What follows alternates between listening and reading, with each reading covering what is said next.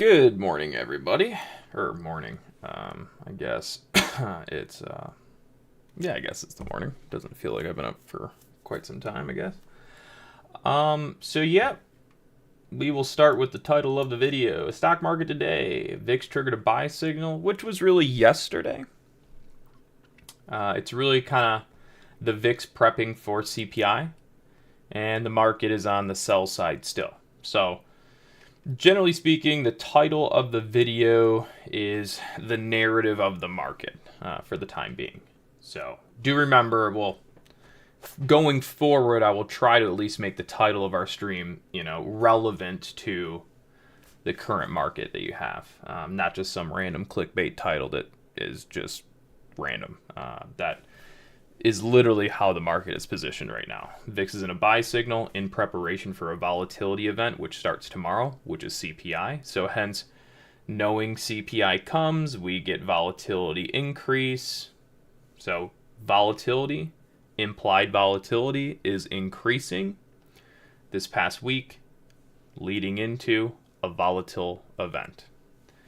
As a result, we have kicked the market into a sell signal, which means it's on the sell side, which is predominantly why you are getting, in the bigger picture so far, kind of this sell move yesterday, followed by a bounce, followed by another sell move, followed by a bounce, followed by a roll, followed by a bounce, followed by a roll. So you're not really going up, you're doing kind of the sell side roll for the time being. Okay? And that's because the market started a sell signal yesterday. So yeah, I mean that's the case for the market. So you're not going to really be bullish the market until three things happen. Well, yeah. So either the market has to reverse trend, or has to go into an uptrend, or most likely you see the volatility index enter a sell move. So there's kind of like three things you're watching for alongside, CPI tomorrow. CPI is kind of a catalyst event, right? But so whether or not that changes things, again, we'll see. But whether it continues things bearish or makes the market back to bullish, that can change, right? That will happen, whether we like it or not. And then from there, we'll see, does the VIX go into a sell move? Does the market go back into a buy move? And so on and so forth. So that will be the next sort of change that you look for, but the current market would be VIX is in a buy signal, market's in a sell signal. Okay. So we will go over pretty much everything from yesterday afternoon when I kind of left on stream into this morning to where we're currently at now. And then before we get there, I'm going to hop over to Bitcoin. Bitcoin has gone down. The target kind of updated a little bit here, but we'll first start a little bit here with Bitcoin because this is fairly recent stuff. All right, so let me bring it up.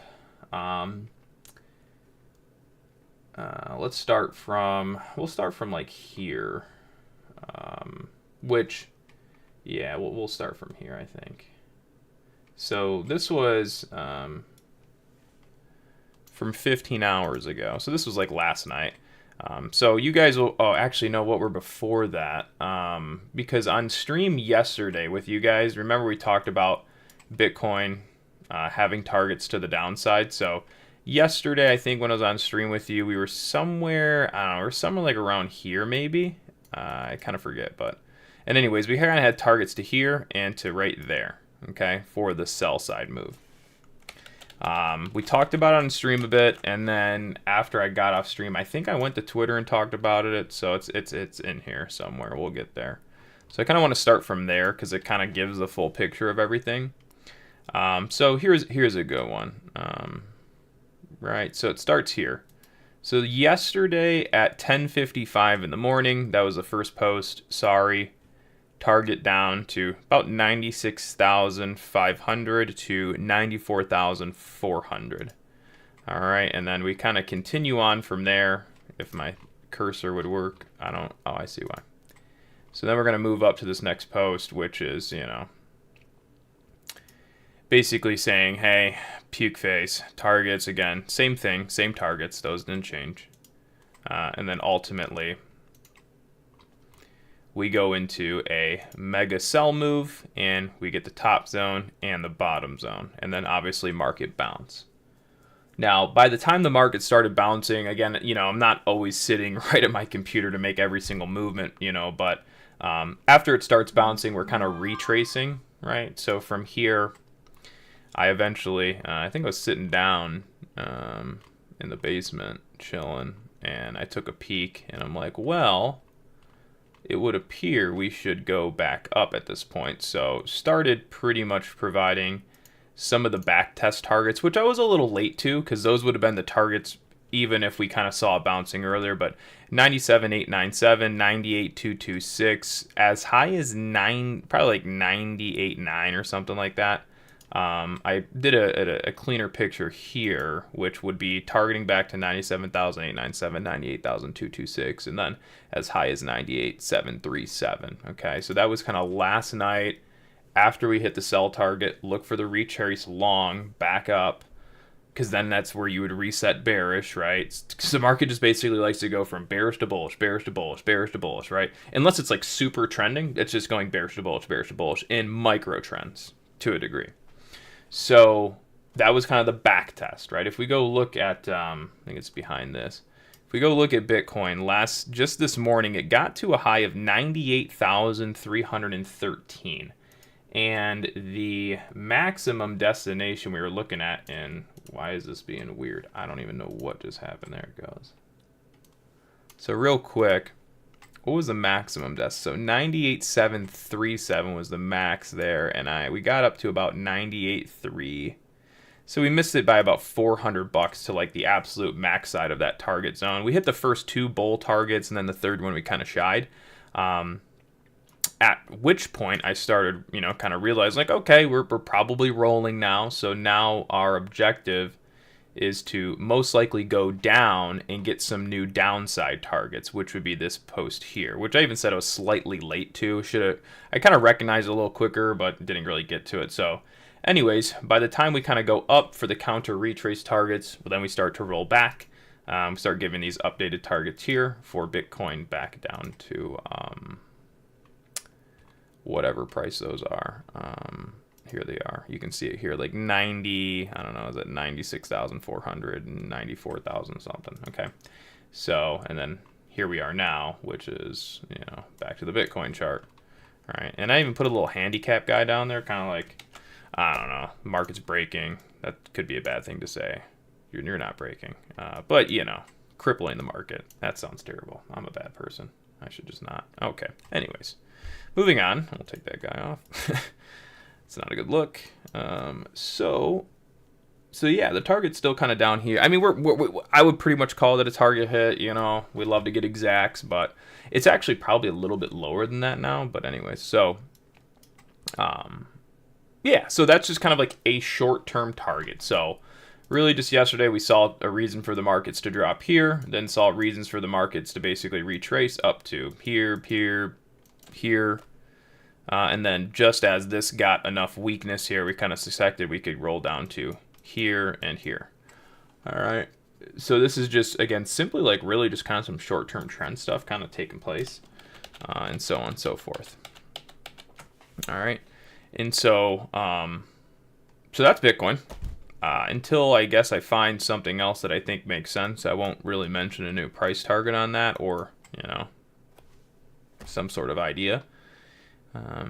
I could probably come up with stuff already, but kind of want to wait for these targets to get hit and go. I mean, I already have ideas, but until I think it makes total sense to throw out the bullseyes, I probably won't on Bitcoin for the moment, but that could change pretty quick. All right, so now moving into, let's move into the market here.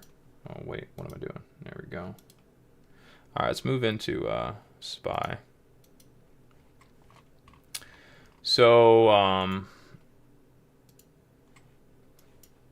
I mean, there's a lot. I don't want to say there's a lot, but I mean, a lot of strategies here on this. I mean, there always is, but Yeah, I mean, really, the way we would start this off, and I know you guys might not be used to these colors of SMAs on my screen, but just don't. It's just a 10 and a 50 SMA. But anyways, so really, again, we just started a sell move yesterday. Today, we're just kind of continuing that move a little bit, leading into CPI. So we essentially use today the old buy signal. Again, this is something we talked maybe a little bit about yesterday, but we use the old buy signal trend bounce to use as a counter trend long level today. And then we essentially targeted back to the bearish sell level. So again, something that is good to think about is that sell targets. So again, if a sell target to the downside tends to be a good long spot too. Just as like a good long target up tends to be a good resistance level. So we used this old buy point as a future bounce support just when the market gets there. So not that this is like the plan, and I hate saying the word like. It's not that this was the plan all along to anchor here and then hit this and then bounce it. That's not the plan, right? That's never was the plan all along. We just know that eventually when the price action and that trend collide becomes a very interesting point. So once we started bouncing back here on the market, this level was already on the chart. Knowing that at some point in the future, if the market goes bearish, which happened just yesterday, right there, it becomes a targetable short level.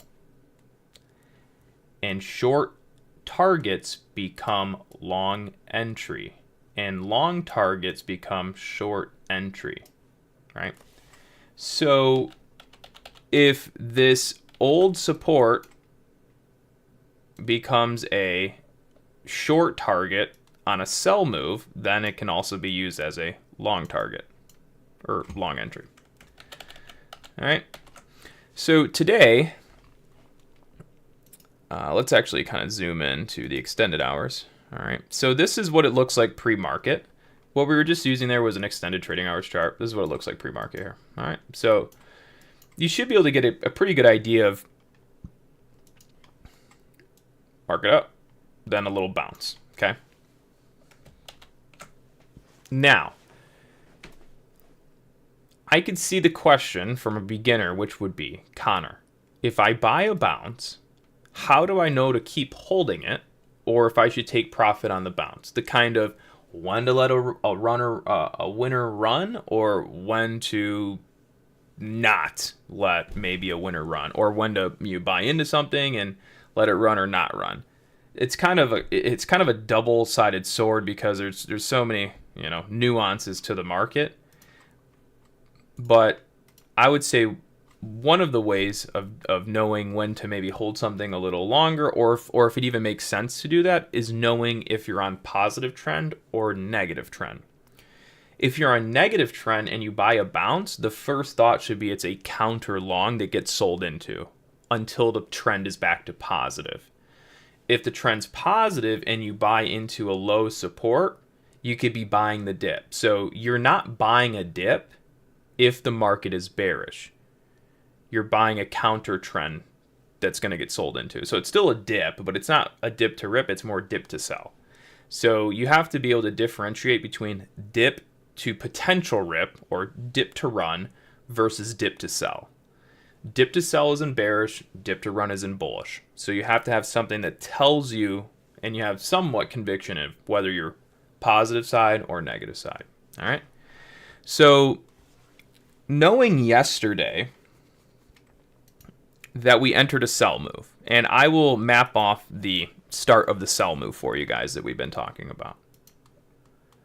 The start of the sell move as it relates to SPY, and we will do it on SPX, is here. And let me just delete all this real quick. Is here. All right. So I'm going to flip-flop these two screens. even though we did a little bit of this yesterday. So SPY, right? You can see the sell move started here, all right? SPX, you can see it started there. Okay. So from that point, we know the market is trying to go bearish. Does it have better follow through? All those questions, just throw them out the window for right now. Again, we're not here to get into the what if, this, that, there, then, all these different statements. That's your psychology playing with you. We're just going to go based off of what we know, what we can see, and the way you have to approach it, which is if the market flips below the 50 SMA, at that point, the market can go bearish. Does it? All those questions, those are all in real time. Momentum, gut feeling, instinct, maybe some news, all of those things. That's when you have to, you're in the moment, right? But from, a review perspective, you'd have to be essentially thinking bearish below these levels. All right. So once you know it can go bearish and then it flips trend negative, at that point you go, anything that bounces is oversold support, dip to sell. So if you're going to buy a dip in a bearish market, your sell point has to be where you assume the market can then re-roll over to continue downtrend. Okay? So I'm going to use the SPX here first, and we're going to go into a 1 minute chart. Start here. All right, so we know that the 1 minute market, just in general, the SPX broke down here at the yellow line. So we're going to start here with the 1 minute. All right. So that's the 1 minute sell trend from yesterday. So we're going to say at this vertical line, it's not exact, but vertical line, that's where the market goes bearish. We've broken down, we're going down. So brain goes, anything dip is dip to sell until proven the trend is back to positive.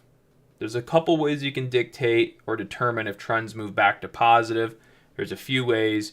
We won't get in probably everything right now, but bottom line, you don't think dip to run until trend's positive. So if you buy any dips, dip to sell. So now it's about finding where are the counter retrace levels in the downtrend where we go from low back up, right? So one of the ways that we will do this is we'll track a 1 minute and know that if the 1 minute or just the market broke down and went bearish here, everything is counter trend to sell, right? And this isn't perfect here. The 1 minute trend was more reliable here, but that makes sense because 1 minute is micro, 1 minute is fast. So on the initial breakdowns, the 1 minute trend holds perfect. And then later it gets a little iffy. Again, that's where a longer term trend might be taking place now. So we'll transition here to a 5 minute. So now you will see that we basically counter trend back to a 5 minute and start holding bearish. And it peaks through a little bit, okay? This is where we end up getting the 30 minute next, sorry. Okay, so now what you see is you see a counter trend long back to a 30 minute and then it rolls down. In that same bearish volume trend that we're tracking from yesterday is the exact high of today before rolling down. So you see how the 30-minute sell signal is creating a lower low, lower high, lower low, lower high, rolling formation once the market has become bearish. Okay? So today, in the private room, we basically used our older trend support developed from here on the date of November 27th.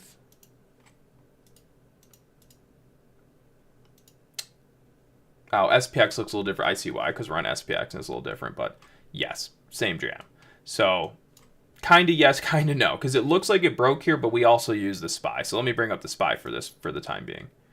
All right, so we kind of used, and there were some other things too, but used the old buy signal volume weighted average price to bounce the SPY today And where did we bounce the SPY? We bounced the SPY back to its current selling trend. So when we said before, when you're in a sell move and you're going to do a counter long, you have to have some degree or some idea of where the trend can remain bearish. So if the trend doesn't want to do a full reversal, then where would arguably be the roll be? So you don't hold into the roll and then let it tank you out of the long, right? So for us today, we identified that the price of 605.60 on the SPY and the price of 6,064.35 was about the maximum long destination that we would try for on the day for the moment. Now, could it have broken out? Could it have gone higher? Could it have done all these things? Yes. But first thought when in bearish market is pop to roll until proven otherwise. Okay? So today, the main gist, we can get into some more finite detail, but the main gist of today was we have come into one of our desired sell targets from the initial bearish start. We will then bounce the market and test the selling trend. So put all the shorts kind of back on tilt, right? And then see if the market wants to roll and then have resistance here. All right, so when we zoom in and go look at a extended trading hours chart, what is this market going to look like? Yes, the market, if we go to a 5-minute, a 15-minute, a 1-minute, all these things, regardless of that, right? If we go and look at the chart, it did this, and it pulled back here, and it did that, and it did this, and it did that, and then it did this, and it did that, and it did that, right? So, yes, a lot of movement, a lot of craziness. Hindsight 2020 will say, right? Really, what did the market actually do? It just sold down to our support, then bounced back to our trend resistance, and now it's coming down because we are in a pop to sell market because bearish or market is bearish, not bullish. Okay. So, yeah, pretty cool stuff. And it worked really well today. You don't always get that clean of a move. I know for some this may not look clean, but I mean, it was picture perfect. At least for strategy and things that I and many others would, I guess, say use. Definitely a good looking move there. Again, you have down bearish into target, then bounce into target, and then back to roll for the market to stay on the bearish move. Now, I assume that the market's just not going to really tank out today because we have CPI tomorrow. I've been proven wrong many times before. We'll see. But yeah, we'll see. So, and that's pretty much the market so far. And now you're just kind of on a bearish roll. And so the question someone I could already see asking would be, Connor, if we're on a bearish roll right now, how long do you stay bearish? It's $1 million question, but some of the things that I would first start looking at are where are where are the next potential sell targets down, so that if you did continue rolling down and breaking down, where would that next counter be? Vice versa, where would the counter target be if in the event I don't have the right support and things do bounce, then where's that bounce going to go? All right. So one thing that you'd probably want to do today is, now that we've topped the market here on our 30-minute selling resistance, we would kind of start to repeat the process. And we're not that we're late to this. It's just by the time we got in the stream, we've gotten here. So once we top the market here, we can then zoom back in. So think about like this. We up here have hit where that box is at, that's a 30-minute resistance, okay? Some may say it's the pre-market high or something, or sure, that's not like wrong. But for me, this would be a 30-minute resistance level, all right? 30-minute resistance, hold resistance. I would then dial into the micro. And then if the trend kind of flips bearish down off the 30-minute resistance, we would then go into the micro and start tracking the micro scale trend. which would then be, in this case, bearish down. So I would, and I know there's a lot going on here. Let me just take this off, and I don't even, I'm gonna take off. I mean, I'm not gonna take it off. That's just kind of dumb because I don't have to put it back on. Just deal. So yeah, so we would track down the micro, and you'll see here, right? So once the market tops, right, you have a roll and bounce back into, again, selling volume weighted average price from the high, back to roll, down. So as it sits right now, the micro 1 minute trend is still bearish from the previous 30-minute trend bearish sell.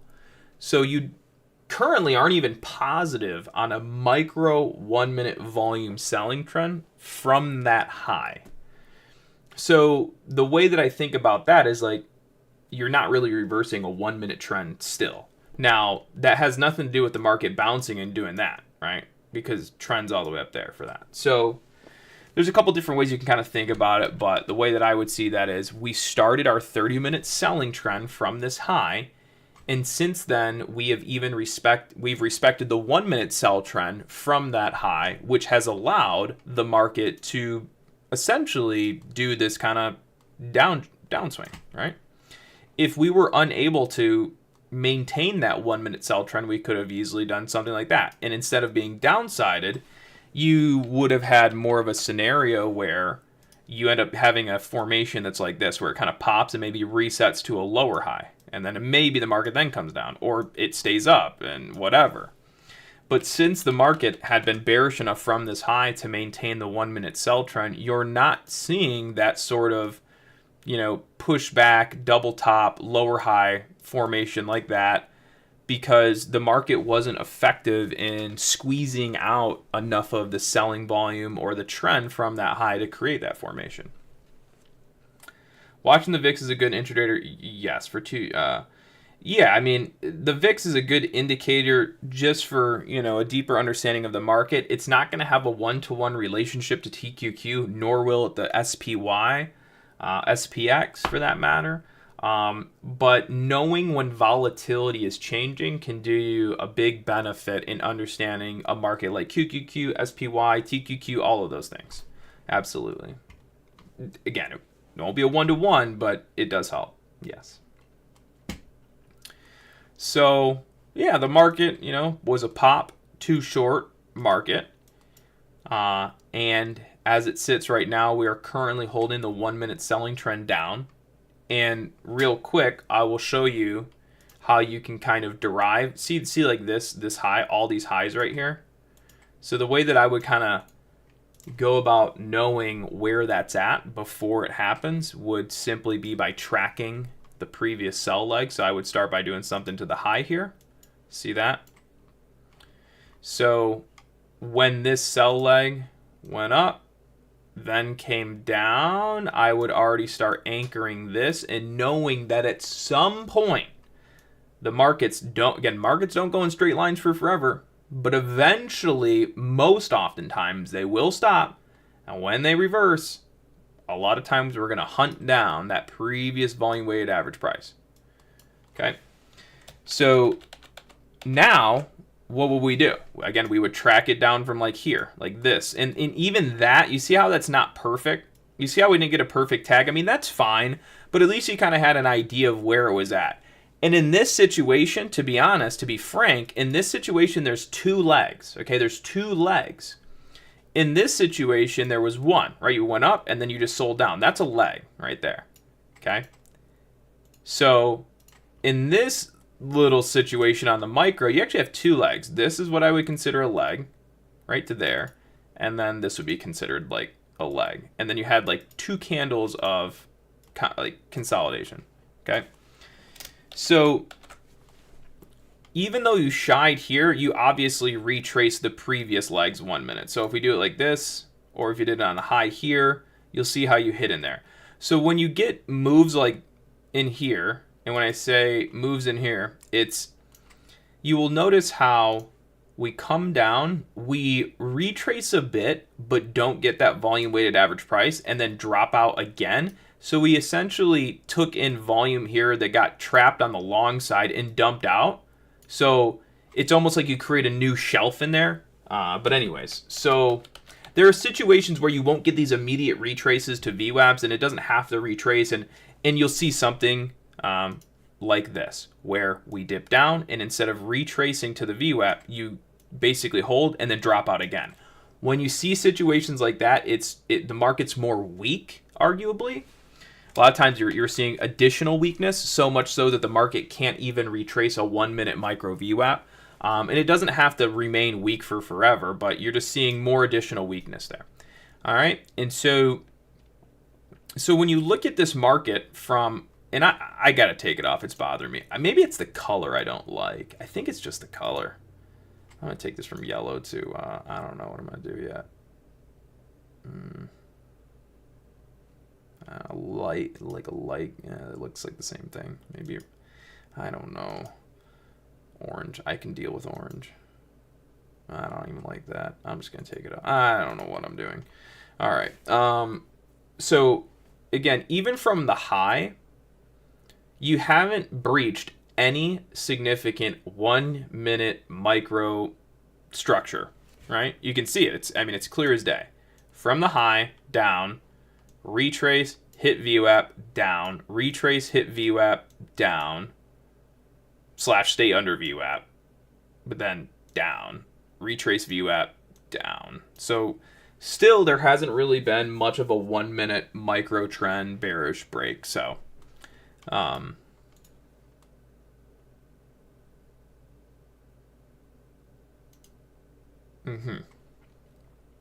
hope that all makes sense. Good to see you, Brian. Good to see you.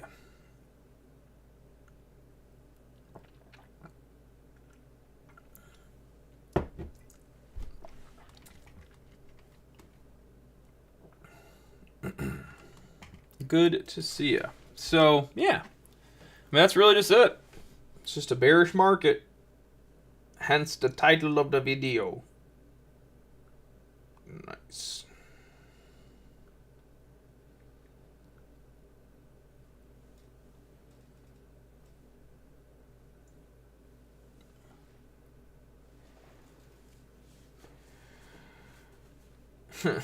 That's funny. YouTube almost allowed us to go positive followers, but no. Almost. We got close to getting back to a positive subscriber growth yesterday on YouTube. We had -3 subscribers, but today we went to I don't even know. It's more of like a joke thing to me now. I just kind of laugh. It's actually kind of funny. The week that I came back onto YouTube and started streaming every single day, we actually went negative. So that was the biggest drop of subscribers. We went down -40. So it's just kind of comical. I love it. Good stuff. So funny. So it's like when you stream more, you lose them faster. I love it. Anyway, so that's really, at this point in my life, it's not even really a big deal. It's more kind of just always like a little internal joke with me and YouTube. What's funny, too, is I have this other YouTube channel. It's very small. I worked on it for like a little bit, got like 60 subscribers.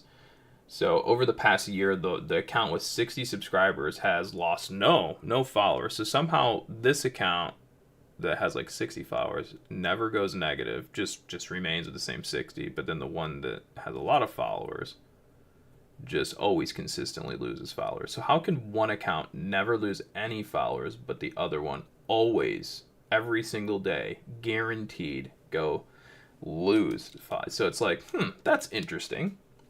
So again, it's obvious, you know what's going on. But so regardless of that, that's fun.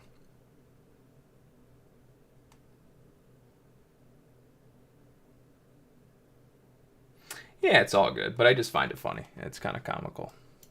So let's take a peek at Bitcoin. What happened? Oh, Bitcoin went down even more. I mean, who would have thought? Just what is going on? Oh, also, I think Microsoft was supposed to I think Microsoft was supposed to announce whether or not they're going to do some Bitcoin reserve stuff. Let's go check Twitter. Let's see if it's on there. I don't know.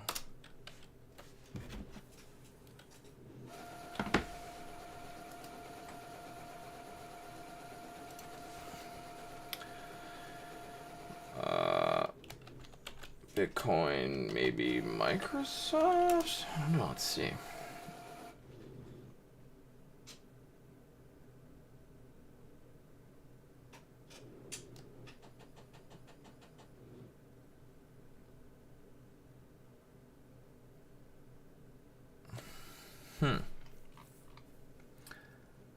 I don't know. I'm seeing someone post something here that says board recommendations to vote against the proposal. Following reason.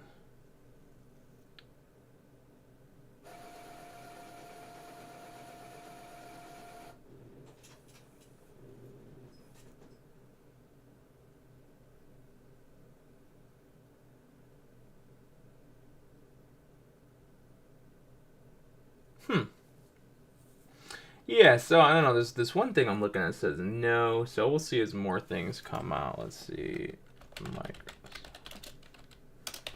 Maybe I'll do another search here.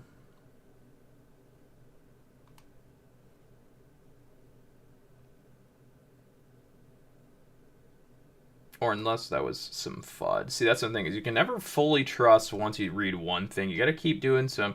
There's a lot of misinformation on Twitter, tons of it, absolutely mountains of it. And I've been a victim of it, so I've been doing a better job at like as soon as something's released, just wait a while. You don't have to be the first and sound cool.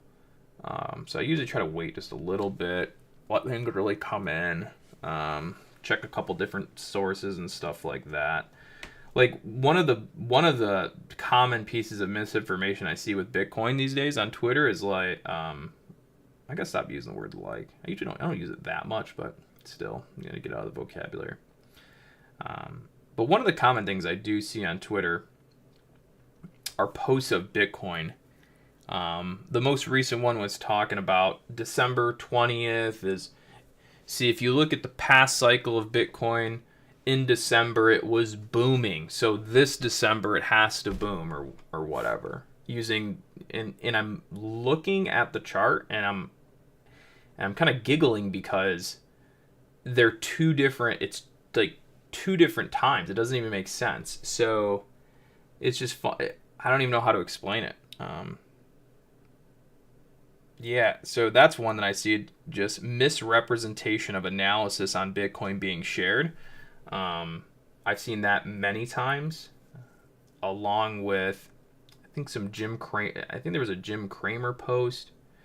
Someone said, yeah, someone made a post about Jim Cramer saying this stock or something, inverse Cramer stuff, and everyone's like, oh, and then I go and look, and Jim Cramer never actually said that, and there's been a couple examples of that. So I see a lot of it in the investing world in that respect.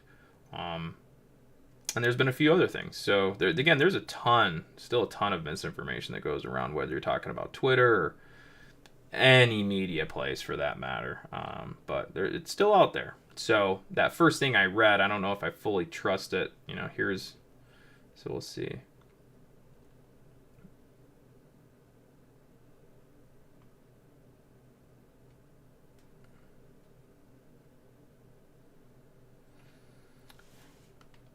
Sorry, I haven't been looking at the stream for a second if someone asked a question. Yeah.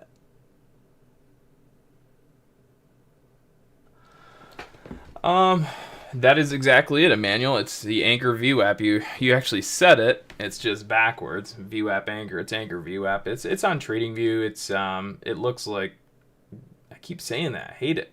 These two it's these two candles here, which if you go into the indicators is what? Oh, there it is. Anchored VWAP.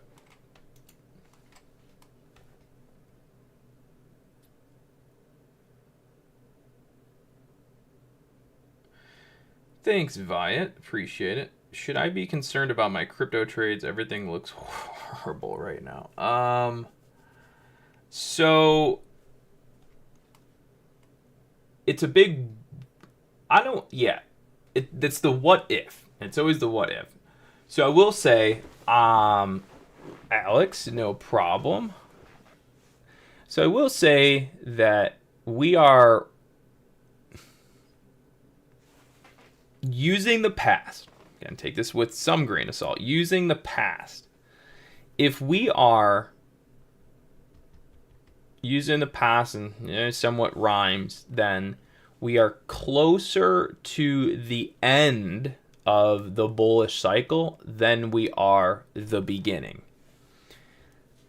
Another piece.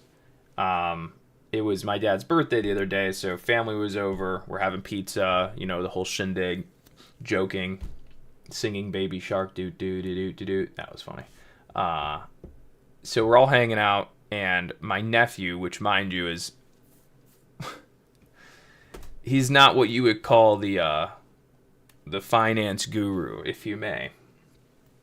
And he goes, "Hey, Unc, what do you think about XRP?" And my first comment was, if you're asking me about XRP, my nephew, that tells me we're close to the top.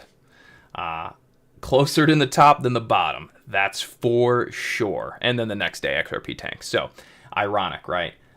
So, it's funny because the timeline for this actually started like this. Everyone was just, going crazy on XRP. So, of course, I had to come out, start looking at it, right? So, I came looking at XRP. The first thing that I did was I really had to check the standard deviation, because that's always my first go-to thing, is looking at the standard deviation of, again, I don't pay for this anymore. I used to, but it's like, why? There goes that word again. I better just stop thinking of it, or else I'll drive myself crazy. And the reason I'm thinking of it is because we watched something the other night, and this girl was talking, and every other word was like some. I was like, this is too much. It's killing me. And then it made me realize, like, how much I might say at a time. So, anyways, yeah.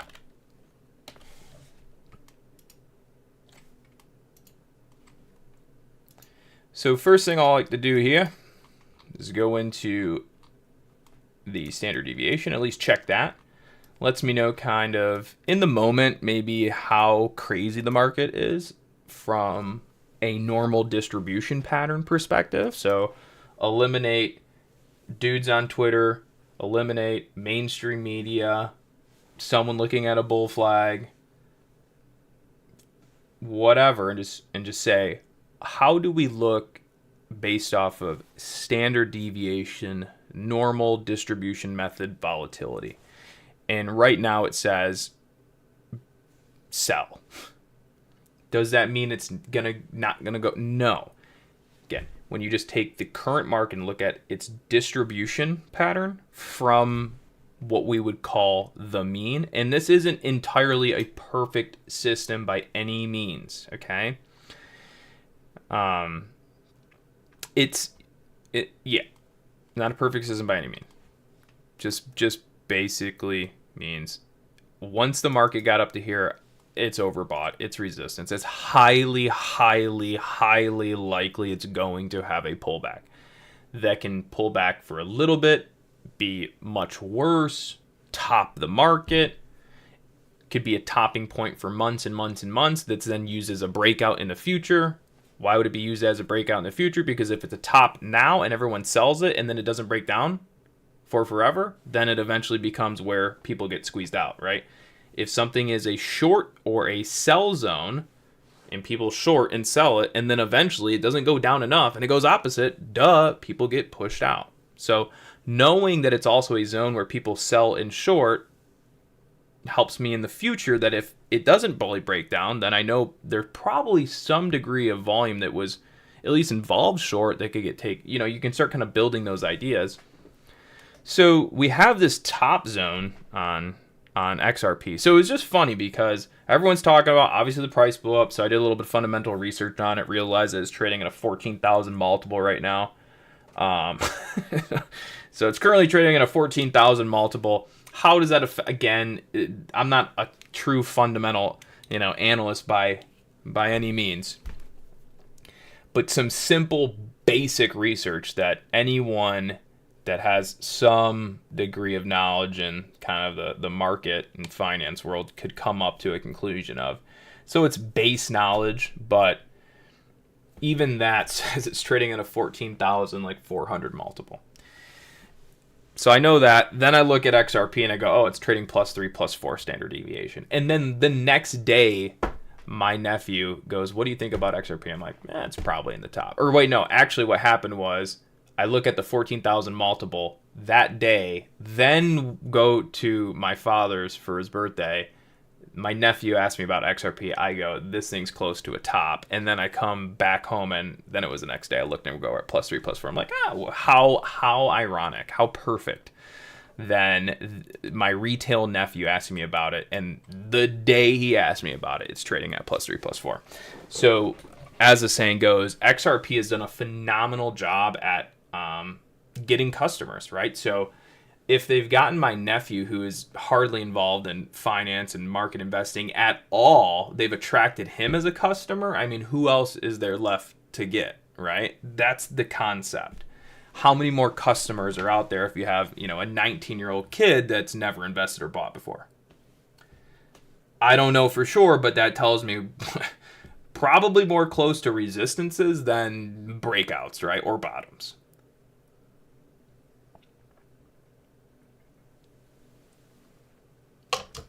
So, a crayon eater. That's funny.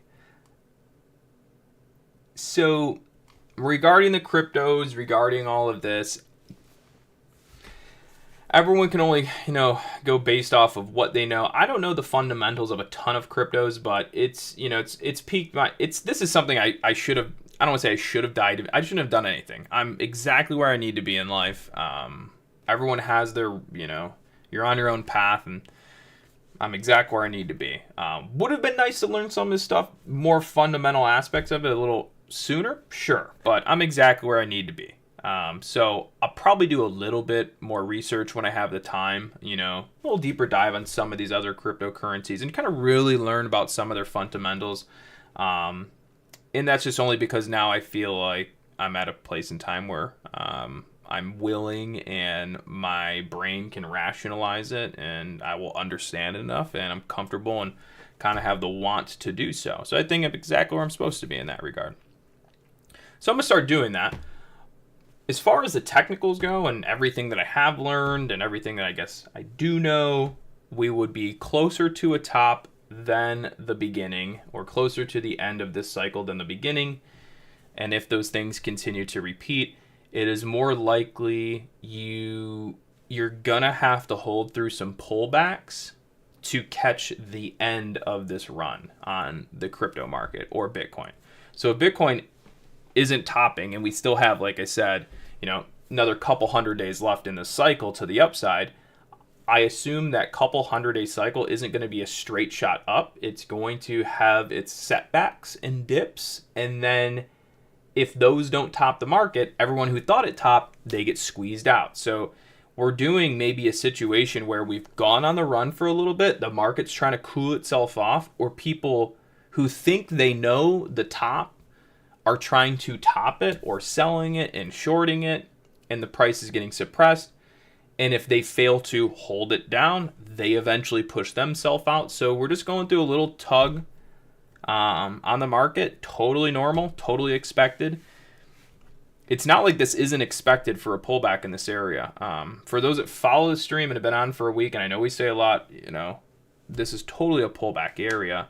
So I just think we're just going to see some pulling back. We're just some hanging out, and we got 300 days potentially to go. It's a little less than that now, probably like 290 something days maybe left for this market maximum, unless this time is different. Who knows, right? Even if it rhymed 50% of the past, then we would still expect that the market hesitates within 300 days and really slows down.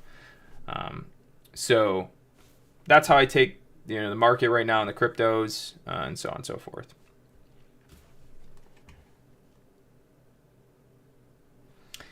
MSTR nosedive today. Yeah, so yeah.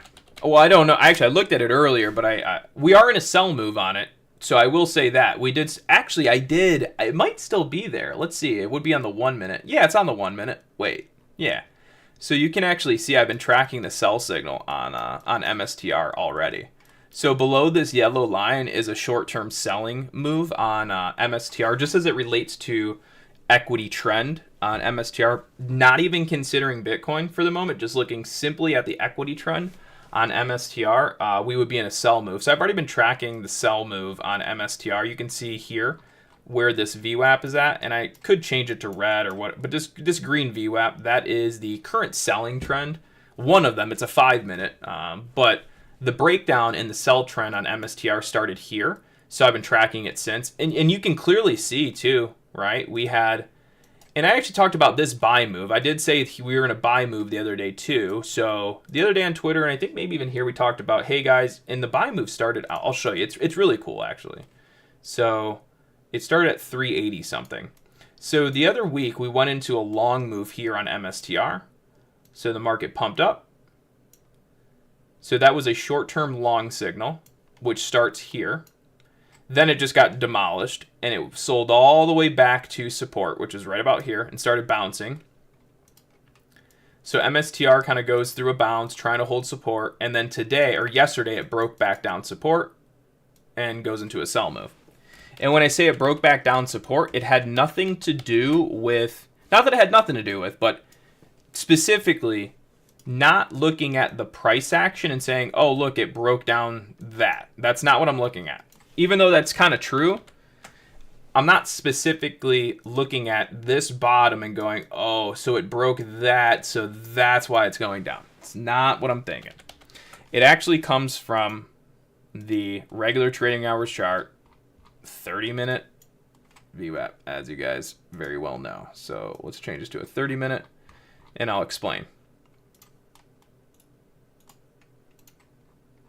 All right, so you see the other day, we went through the buy move. So again, we went, the yellow line's the 50 SMA, obvious. So I'll move it back. But you can see right here in the blue line, you maybe can't see that all that well because it's kind of a dark screen. So I should change this to maybe a lighter blue would be better for you guys. Increase the size of it. That's better. There we go. Yeah, that's fine. So anyways, right about there, that big blue SMA, that's where the buy signal kicks off. All right. So the market goes up, but where is the trend? The trend is flat and sideways. Market sells back to trend. And then you can see it bounces. So it's the SMA that we're using for the bounce. Okay. And then just yesterday, what happens? The market failed this bounce, but first it gets below the 50 SMA. So the market starts getting bearish below the 50 SMA. So the market is bearish, selling into that previous bounce. So you already started a bearish trend just before coming into that low point. So obviously it would be more easy to break a bottom support if you're currently in a selling trend. Okay. So really what I'm getting at is just yesterday, we'll move this yellow line up to the 50 SMA so that we can change this time frame to a 1 minute. And where did the market break down on MSTR? Right below the yellow. Now someone is going to say, oh, okay, I see what's going on here, right? Like we had a bounce and it was bouncing here and it's bouncing here and it's bouncing here. So there's support and we even bounced it here. So that's support. And then it broke down the support. So now it's gone, which is true. It did break the shelf there. But the timing, the actual breakdown was the true transition below the 50 SMA. And it was the 50 SMA location from the previous days that created the bounces. So previously, it was the 50 SMA location that helps create the bounce. And then into the future, it just so happens that it creates that visual look.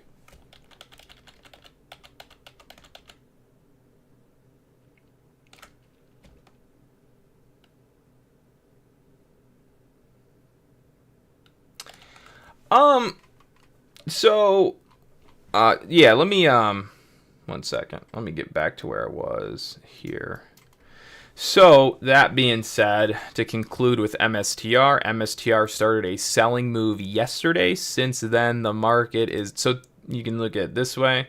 Since the breakdown and the market going bearish, MSTR has had a decrease of 8% there. And MSTR is currently below its selling trend on the 5-minute, the 30-minute. In this stocks, it's much harder to use what I'm showing you on stocks than it is the market, because the market has 500, so it's more of a balanced ecosystem, whereas something like an individual stock, they're all MSTR alone, they're more volatile, right? It's just one thing, right? So take 500 of them and put them in a basket. One could be doing bad in the day, the other could be doing good, and that's going to balance out the price action. Where the performance of a single equity is all based on the performance of a single equity. So there's less of a team aspect there, and it's all just one individual. Just like life is so much harder if it's just you at work doing all of the work yourself. You might be more susceptible to hurting yourself, overworking yourself, versus if there's a team to back everyone and kind of keep it tight. So when it's just one individual equity, some of the things I'm showing you, you can see, I would say the buy and sell signals may be a little more reliable on the market than a single equity. And what I mean by that is you had this situation here where you kind of popped it, dropped it, you're basically chopping it. You'd be more likely to see some kind of short-term, harder trades around this system than maybe the SPY, and that's just because individual stocks are significantly more volatile than the entire market combined.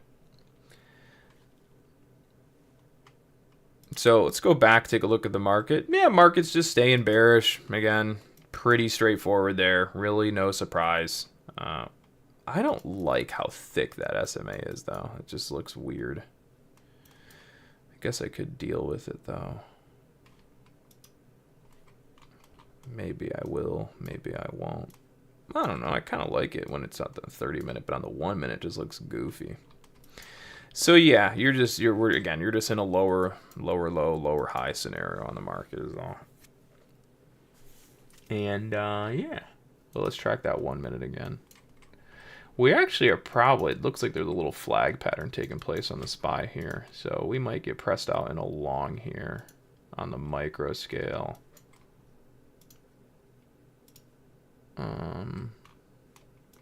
It's all some real short-term stuff, but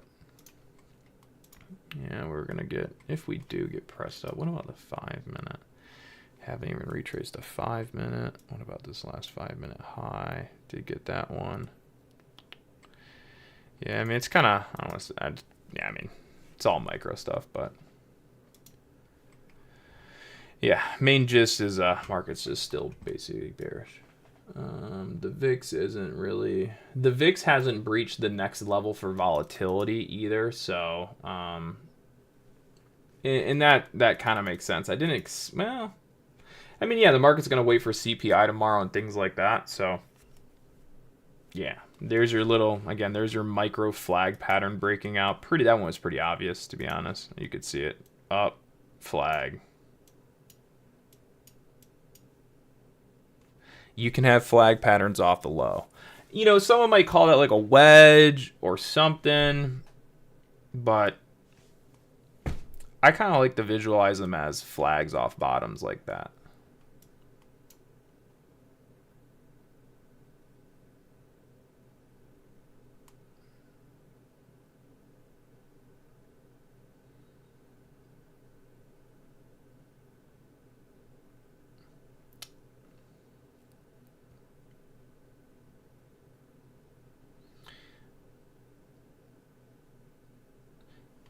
So to answer the question, if an anchor has been retested on the 1-minute time frame, but not the 5-minute time frame, would you consider it to have been retested?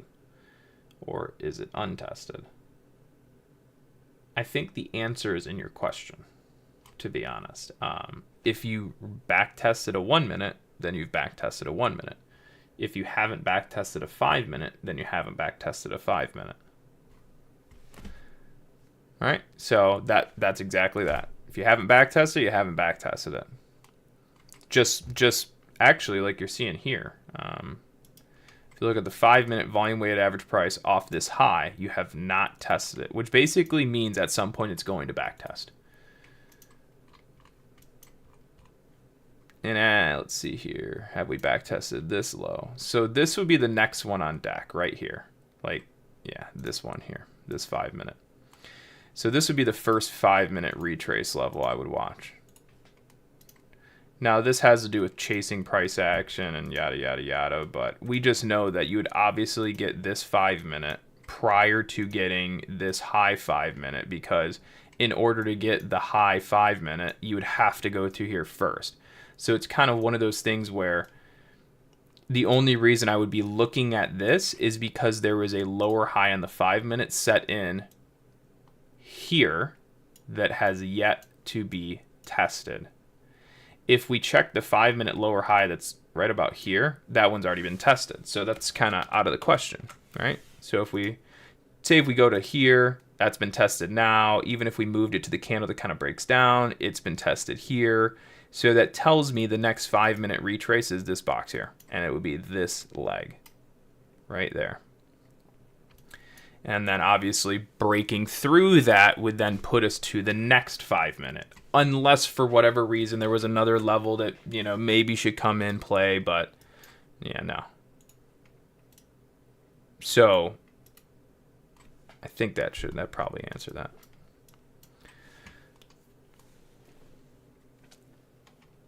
What's Bitcoin doing? Bitcoin, why are you going down, dude? Why? Aren't you supposed to just go up for forever and ever and ever? And so if we kind of zoom out here,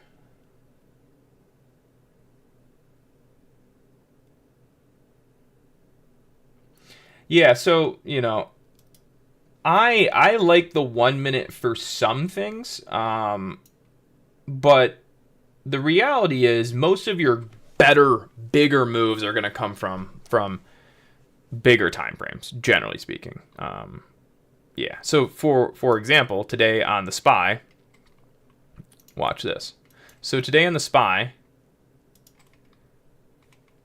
let me delete this random stuff. Today on the SPY, this move here, so we're going to go from this high down to here. This whole move here, that was the 30-minute VWAP. So if you had wanted to get this whole leg,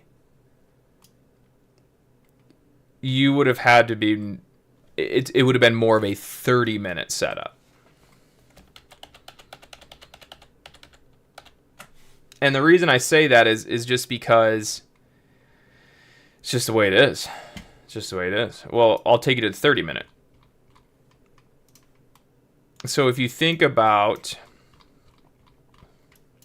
lower low, lower high, if the trend was going to stay bear, so lower low, lower high,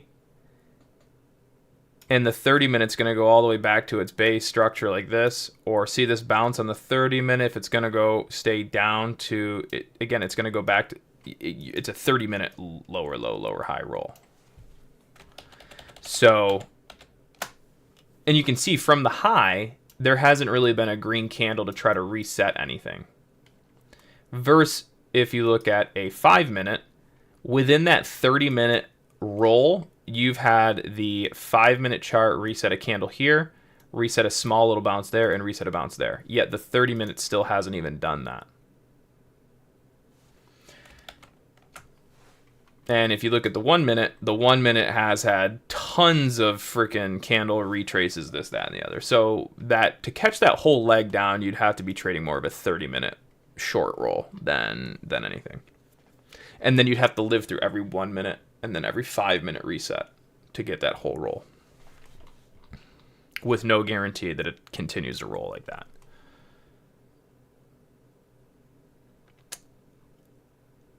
You know, I feel like I have thought of that.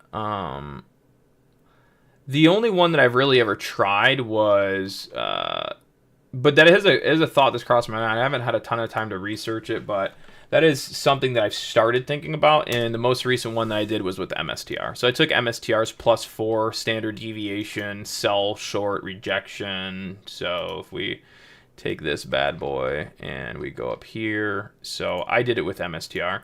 So this would just, most people would say, hey, like, oh, this is a big top, so I'm going to anchor it, and as long as the market's below this, then that top remains bearish, which totally true. But I will be able to take this top and categorize this top as a +3, +4 short. So I have a definition for the short that's been put on here. So someone may be able to look at this and go, that's an important top, so I'm going to anchor it down. And really the result would be the same as far as how it all kind of works. But I also have, it's just me being able to have the conviction and say, this is a +3, +4 top, roll to the downside. That's a significant top. I can categorize why it's significant versus just looking at the chart and thinking it's significant. So yes, I have been tracking this short off the high here with MSTR, and you can see that this last pop, remember that last pop where I said we're kind of doing a little bit of a buy signal? Simply, that pop really was just a pop to back test a lot of the trend off the high. So if we take a look at the daily, the 4 hour, and you can see how we've lower high'd the market. So the same thing we just did on the 5 minute, again, this is how we're creating that lower high. So down, oversold bounce, back to a 4 hour trend, a daily trend, and you see where that lower high is developing. Into a 3 hour, into a 2 hour, 1 hour. If you come all the way down to a 15 minute or a 5 minute, you'll see how we created many lower highs down. Let's just double check. I think it was a 5 minute. Yeah, so let's delete all this. Oh, well, that's fine. So if we anchor back to this high, you can kind of see it here too, how we drop out. And then this last big pop obviously broke some structure, but mainly just going back to some longer term or bigger stuff and then rolling down. So, yep. Yep, there's tons of Fibonacci tactics. Every single day we use, well, not every single day, it just kind of depends. So the main ones I'll use are some swing fibs and then obviously gap up and gap down fibs. So yeah, I will show you real quick. So this is one of the ways that you'll go about being able to some degree, be able to predict how far markets can go in a day. It's not a perfect system, but it's good enough. Yeah, it's good enough. You'll be able to analyze the market better than 95% of the market already just by knowing this. So what we're going to do is we're just going to go into the SPX. So this is a main strategy for SPX, and then it can be used on both QQQ. I use it on both QQQ and SPY. I do not use it for individual stocks. No. So I use it for the SPX, QQQ, and SPY. More accurate, it's more reliable on SPX than it is SPY and QQQ. If I had to tell you by how much, I couldn't really tell you that, but just know it's a little more accurate on SPX than it is SPY and QQQ, but it does work on all three of them. So this is what we're going to do. Any day you see a gap in the market, you're gonna fib the gap. So here's a gap down. So we're going to fib the gap. The 100 fib is always going to be your opening price for the day, and the 0 fib will always be the previous day's close price. And the objective is really, in a nutshell, to have a gap and go or continuation in the direction of the gap, and first target's going to be the 161. So it could go to 261, 361, 423. It could do all of those things, sure. But the objective is mainly, always to try and what is most achievable, right? Could the market go for forever? Yes, absolutely. But what is more achievable on a consistent basis as far as analysis and prices and where things can go, right? I don't want to sit here on YouTube or in our private stream and the day be a gap and then me go, oh, guys, it's going to go all the way to 429, whatever. It's going to go super, super far away, because the likelihood that happens is less likely. I would rather give you an analysis and approach and somewhere to target on the market that's more likely to happen and more consistently to happen. Therefore, we don't make our expectation of things euphoric. We make them consistent, more reliable forecasting, which would be going for the first extension target as opposed to thinking we're going to the 2, the 3, the 4. All right. So knowing that on each day there's a gap, you're not going to be a crazy bastard looking for massive extensions. We're going to look for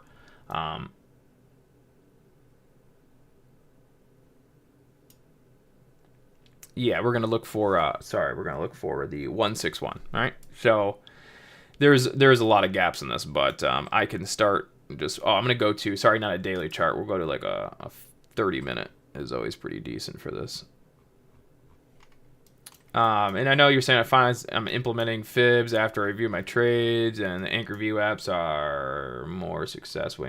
Yeah, so the reason volume weighted average prices work well is because you're tracking the player. So the extensions, a Fibonacci extension has nothing to do with who's involved in the market.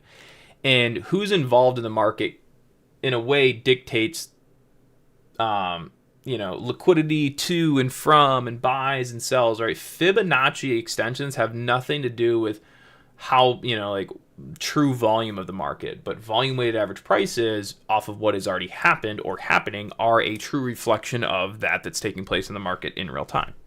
So you can use a Fibonacci more of a forecasting targetable level, and then in the real time, you may be looking at momentum for confidence or back tests to the previous guy's buy point so that he's basically put on tilt. Now I'm buying into his dip. And again, so if you think about the market is always trying to screw everyone over, then when we're using VWAPs the way we do, it's more of a way for the markets to ping pong back and forth to and from people's volume levels, right? That's kind of the way I view that. So we're going to get into this chart here on the 30 minute. And we'll just start doing it, right? So this is the fib tactic. So you always start from the open price, so 100 fib open price to close price, and your target on the day is going to be 161. So on this day, you will see we failed to get to 161. It ended up happening the next day. That's another thing. If you don't get the 161 target on the day the gap is created, but the market doesn't reverse, it's very well that can be used as a targetable level for the next day. So do keep that in mind. So this is kind of an interesting situation because you had a gap down the previous day that doesn't get 161. So it means as long as the fib stays intact, it a lot of times can be used the next day. But then the next day, you actually get a gap up. So then you would have to fib against your previous day's fib. So in this fib, you'd be going up from the open price to the previous day's close price. And here you will see that we gap up and we almost get the 161. Hence why I always talk about don't try to go all the way up here to 423 because it's more likely to get 161. And if you have a gap that fails even getting to the 161, you could have a scenario like this. And I could be getting a little too far into the weeds with it. So I won't go all crazy like that. And we'll just get back to the basic stuff. Here, there's a gap up. So again, we would be targeting to about the 161. So again, here's another day where we start, we press up, we almost get the 161. By the end of the day, golden pocket, 161. So there's a gap up. On that day, we would be targeting the market up to that price, whether it be a gap and go or a gap pullback, then go. Here's a gap down. You're going to go from the start to the previous day's close. Then we're going to target down to the 161. There you go. We're going to continue over. Here's a gap up, SPX. We're going to go from the open previous day's close. First target, what's it going to be? 161. Okay, cool. We're going to go here. Here's a gap up, very small. So we're going to go from open to close. Here's a day where, again, it's kind of a consolidation gap, not the best gaps.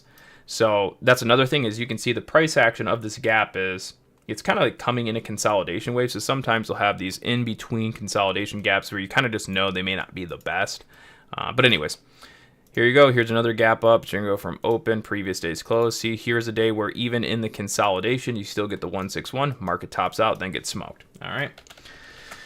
Continue on. Here's a big gap up. So this is a good example because this is a big gap up day. So your 161 target is going to be higher. So we're going to go from open, previous day's close. Where's your gap target going to be? It's going to be up to about 161. You can see we don't get it that day. We actually get it the next day. And the next day, you see how we have a gap up again. So you'd actually have the previous day's gap that's still intact for the 161 because it didn't happen, nor did it break down. And then the previous day, or the next day, you get a gap up. So you'd be fibbing from open to previous day's close, targeting the 161. So on that day, your gap target would be here, which is almost pretty much previous day's gap target. Both gap targets down. All right, cool. And then, so that is one of the most common ways. See, again, here's a gap down. So there you go. And then you're going to go 161. Here's a gap down that goes on a full-blown reversal. So this can happen. You could do a gap down like this. Sorry, let me fix this around. So you could have a gap down like this here. And you see how the market gaps down, doesn't go, and does a full-blown reversal? Right? So I actually think I remember that day. I do remember that day. But anyways, this would be a gap down where the market doesn't go to targets. It just does a full-on reversal.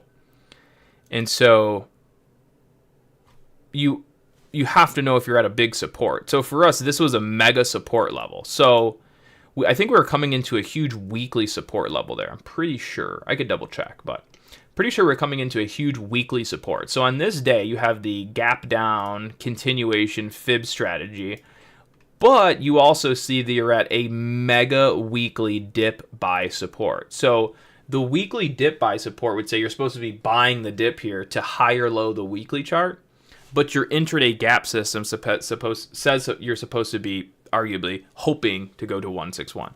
So that would be a day where you have conflicting strategies, arguably, and you would just kind of have to make the decision which one's going to take control over the other.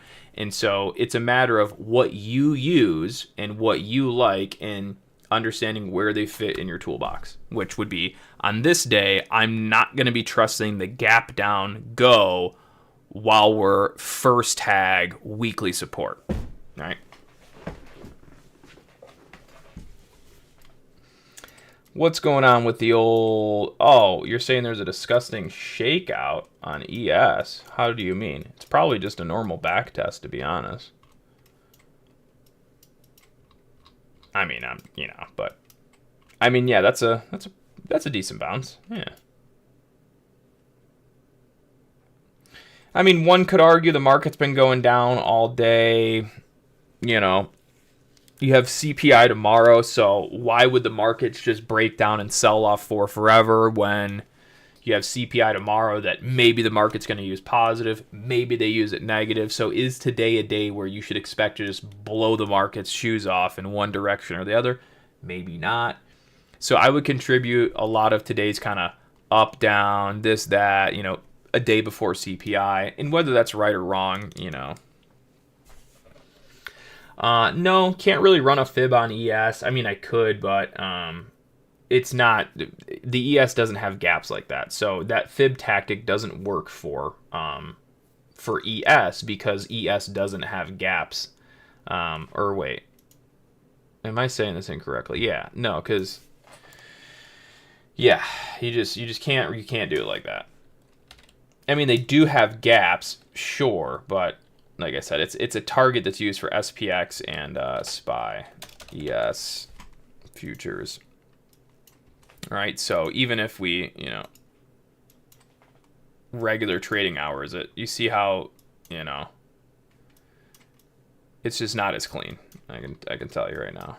I think I've tested this, and that's what I came to the conclusion of. But we'll give it another go. So let's see. Here's a regular trading hours chart. See, there's that. No hit. Not that it couldn't hit. Actually, change this to a 30-minute. That would be better. Or maybe that's because I originally tested this on TOS. Maybe that was it. Let me double check. Hold on. So maybe it's because I tried it on TOS, and I don't think TOS allows you to run the gaps. That might be it. I don't think TOS allows you to run the gaps on yeah, I'll have to double check that, but I think it's because they don't allow you to run gaps or something like that. So here it is on ES. So yes, if maybe you use TradingView, you might be able to get away with it, but I could have swore that it just wasn't as accurate. So yeah, I guess it does work here on ES, yeah. I mean, it's really the same thing as SPY, right? But Again, I still like to use SPX for kind of the dictating. But yeah, same thing. I guess I was wrong. Yeah, as long as you can run gaps, and I don't think Thinkorswim allows you to do that on ES. And that was always why I kind of struggled with it there. Let me just double check. Yeah, so can I turn, shall I start aggregation at market open? Yeah, that's exactly why. Never mind. So I made a mistake there. It's when I first taught myself this system, I couldn't run it on ES because I'll show you. So if you look at TOS here, so this is turned to extended, or I have turned off or start aggregation at market open. Okay, so hit apply, hit OK. You can see it's not really giving me the gaps that I want, so I can't just kind of go and fib out the gaps. Now, I'm sure you could create a custom code to track, right? But when I first learned it and taught myself this, you can't do it on TOS. So that's kind of my mistake. But if you run the futures market here on TradingView, for whatever reason, they'll allow you to turn off the extended trading hours, just give you regular trading hours. So then, yes, you can apply this tactic to ES. As long as, I mean, you could apply it on TOS, you just kind of have to figure out where the open and the close is, which may not be the most, it get a little annoying. So it would be better to do it here on TradingView, because they'll give you the gap, so you can obviously run open, close. All right. So yes, it does work for the ES. My apologies. It's just you have to use TradingView to do it and track the gaps the correct way.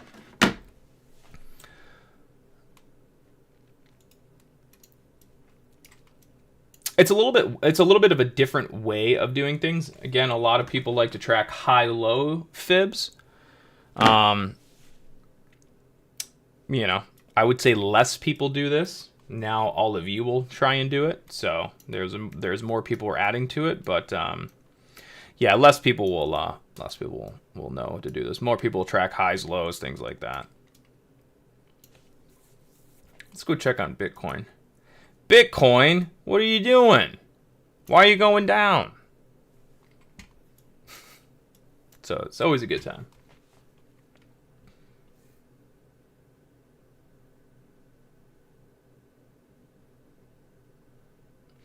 Yeah, so you're saying fib the pre-market high, low, and SPY QQQ hits GP close to 85% of the time. Yeah, so that's another good tactic. I'm not saying it's not. Extended trading hours. So fib pre-market high low. I mean, this would be, yeah, I mean, I won't go into all of it, but I do understand what you're saying. So yeah, that's kind of that. Let's start looking at some bigger sell targets for Bitcoin at this point. Let's see. I'm gonna delete all this stuff off. It depends on what you're trying to do. If you want to look at regular trading hours, you look at regular trading hours. If you're looking at pre-market, you're looking at pre-market. It's not one that's better than the other. I have strategy that's worked on both. So, I have strategies that are used for regular trading hours. I have strategies that you would look at for extended trading hours. So I use extended trading hours when I'm supposed to be using it, and I use regular trading hours when I know I'm supposed to be using it. So that would be the answer, is differentiating between when or when not you should or shouldn't be using it for what you're trying to do. That being said, regular trading hours is I would say a more accurate or truer form of charting, because you don't have the extended hours where volume isn't as strong and more future manipulation does happen. So, but if you don't use extended hours, then you don't get the full set of data. But the reality is live trading hours includes most of the volume for the market. Therefore, it's kind of I would say a truer form of charting. There's patterns are a little bit more recognizable on regular trading hours, but I can't say it's better.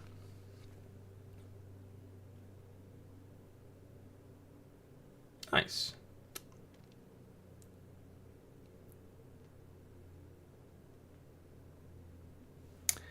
All right, so it looks like Microsoft shareholders do not approve any of the shareholder proposals, including Bitcoin investment. Okay. Again, that's, again, think about it. It's not the end of the world. Okay. Just because Microsoft doesn't want to have Bitcoin right now, and I don't blame them, right? The thing is screaming to the upside, so they'd probably be better off approving Bitcoin when it's on its lows, right? Now, whether or not that would dictate when they buy or not is a different story, but could actually be a smart tactic. Hold on 1 second.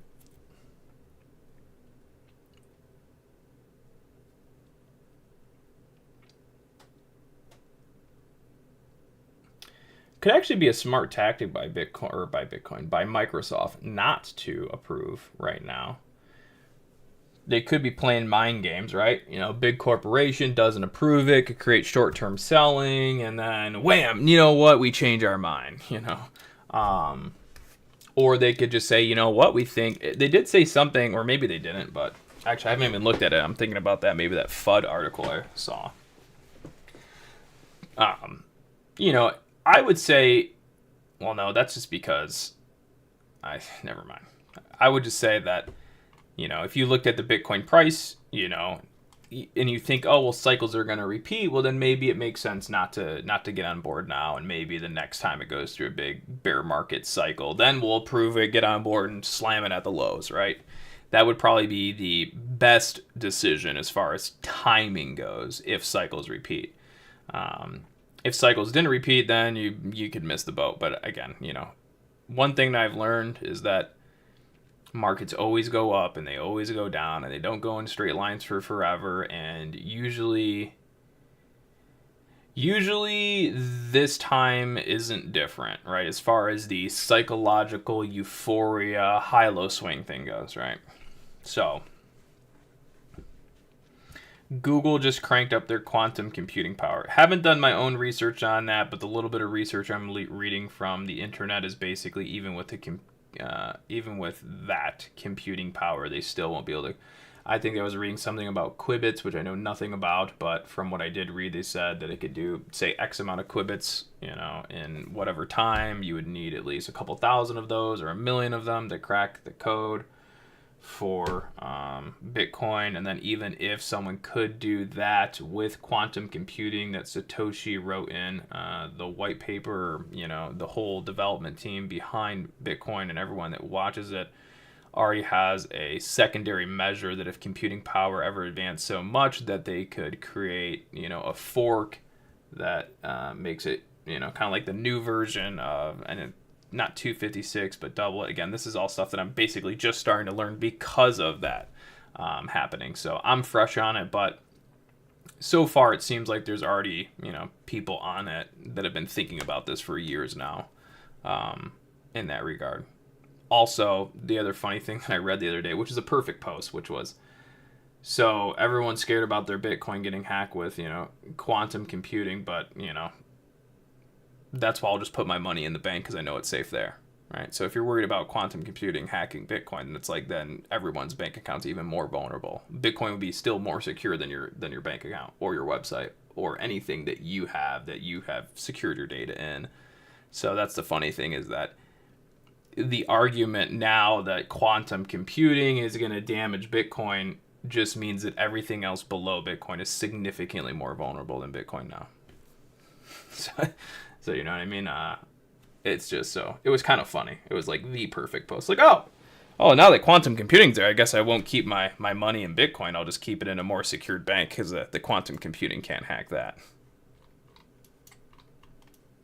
So that was what I kind of found was comical the other day. So anyways, looking at some old Bitcoin.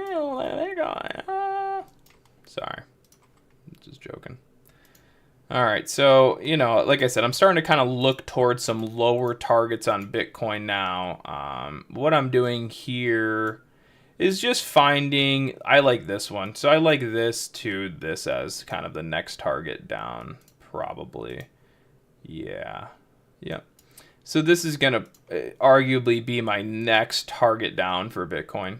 is matching up this previous big wick low. Now, the reason I like this, and I'm anchored to these two candles, is because these two candles, if I picked these two, these pretty much timed that dip perfectly, and then this rollover held that volume weighted average price basically perfectly. So to me, it just seems like a good spot. So if we keep rolling down, which again sounds pretty dumb when you think about it, because it's like, oh, if the price keeps going down, then we're going to go here. It's like, well, duh. Like, obviously. Who could have thought that one, right? A monkey. But that will be my next target down for Bitcoin on the longer scale. I'm not looking below that for the moment because and that's what I would say is you can't go to the next target down until you take out the first target.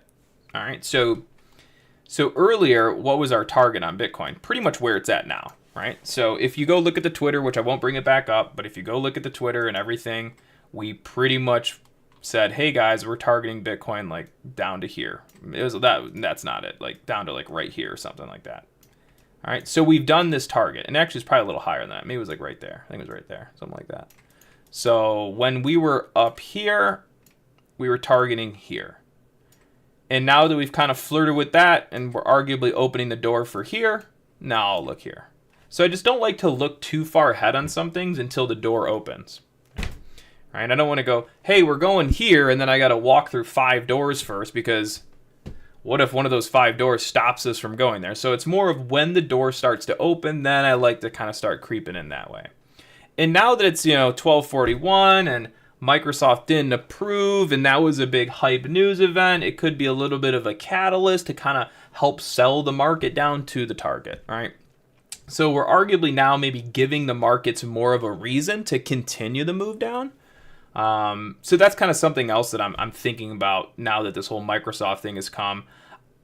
It could very well, again, it's just a catalyst that the markets might be able to use and get behind to use as a metric to sell the market. And it's not that the market should sell down because of the Microsoft thing, but it's just a matter of the market's kind of rolling, the market's kind of bearish. There's reasons for the markets to come back down to this 92,000 area, in my opinion. So what better way than to make that bearish move happen through the disguise of the Microsoft news? Let's use the Microsoft news to paint over,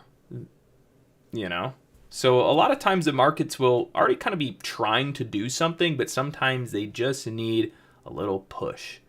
Sometimes it's news. So maybe we're going to use the Microsoft news here to run this market down a little bit more. Whether or not the market should or shouldn't go down because of the Microsoft news, again. It's kind of the same thing with data announcements and economic announcements. A lot of times the market kind of already has an idea of whether we can go up to here or maybe we can go down to here, but we're not sure how the algorithms are going to trigger for the data. So we let the data come out, and once they kind of trigger one way and maybe we have some confidence, then we'll try to move the markets to these targets. Because a lot of times the market kind of already has an idea. Well, for one, if the market already knows where everyone's traded at, right? So if the market bounces here and then it goes up, it's like, well, obviously people bought down there. And if the market tops here and goes down, well, obviously people sold here. So things have already happened that tell us where, positions might be, but data can be such an uncertain thing right off the get-go that you kind of need to let it happen. But all said and done, a lot of times data is just used as a catalyst to move the markets to and from prices that are already on the playing board.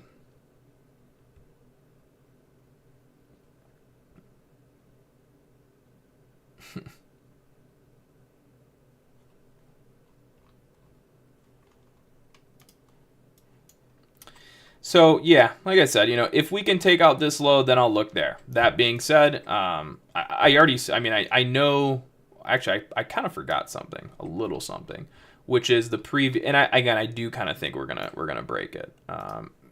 We'll see. We actually haven't even broken it, so I kind of made a mistake there. Might be just a tad too soon on this.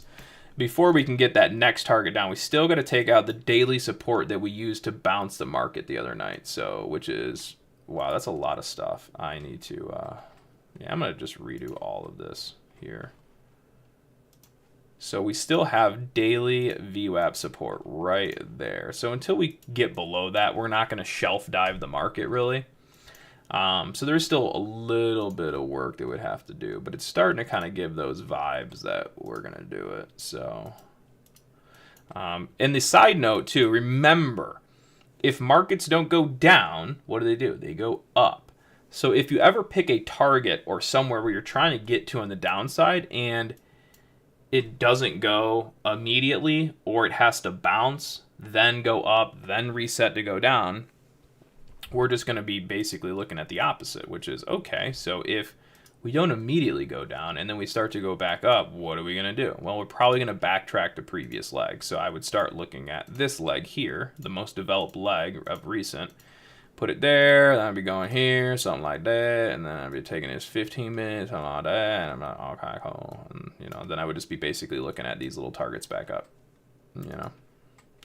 Even this 4 hour, but that's not it. That's not good. And this 30 minutes, it's kind of an awkward, I want to call it awkward, but that's just it, right? So if we don't immediately sell off, then obviously we expect it to go back up. And where's it going to go up? It's going to backtrack a lot of times the previous sell leg so that we can screw over everyone in the short term. So everyone that maybe took on leverage and shorted this, right? If we press them to here, they're probably out of the game, right?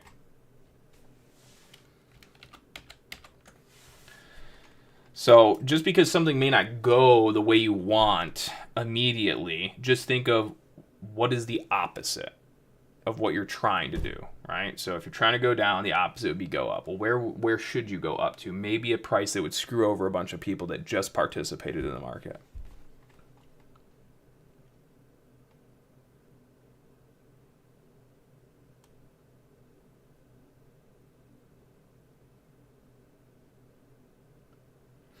Yeah, so again, like I said, I did forget a little level in there that's of importance. So there's that guy. And then not to mention, let's just double check something, because it would really be, was it this the high or was it?